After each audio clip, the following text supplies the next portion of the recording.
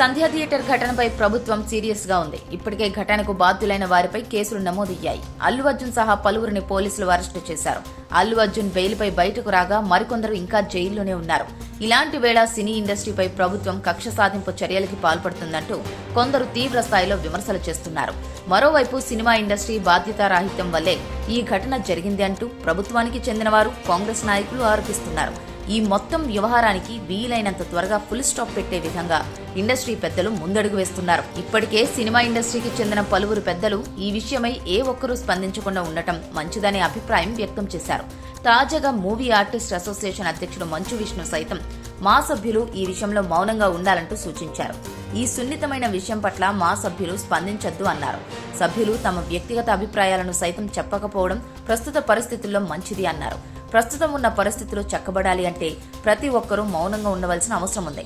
ఈ వివాదం విషయంలో ఏ ఒక్కరు స్పందించినా అసోసియేషన్ నుంచి చర్యలు తప్పవని మంచు విష్ణు హెచ్చరించారు. తెలుగు సినిమా పరిశ్రమ హైదరాబాద్ లో స్థిరపడటానికి ప్రభుత్వాల ప్రోత్సాహం ఎంతో ఉంది.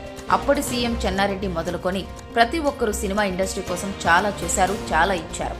ప్రతి ప్రభుత్వం సినిమా ఇండస్ట్రీతో సత్సంబంధాలు కొనసాగిస్తూ వచ్చింది. ప్రస్తుత తెలుగు రాష్ట్రాల ప్రభుత్వాలతోనూ అవే సంబంధాలు కొనసాగించిన అవసరం ఉంది. ప్రభుత్వం సినిమా ఇండస్ట్రీకి చాలా చేసింది కనుక ఏ ఒక్కరూ ఈ విషయంలో స్పందించవద్దని మంచు విష్ణు ఓ ప్రకటనలో పేర్కొన్నారు.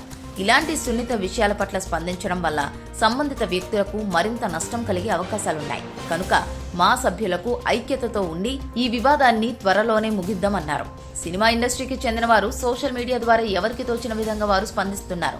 కొందరు అల్లు అర్జున్ కి మద్దతు తెలిపితే కొందరు ప్రభుత్వ విధానాలని సమర్థిస్తున్నారు. మొత్తానికి ఈ వివాదం పట్ల ఎవరు ఏం మాట్లాడినా, ఎవరు ఏం పోస్ట్ చేసినా చర్చనీయాంశం అవుతుంది. అందుకే ఈ సమయంలో సంయమనం అవసరం అనే అభిప్రాయాన్ని ప్రతి ఒక్కరూ వ్యక్తం చేస్తున్నారు.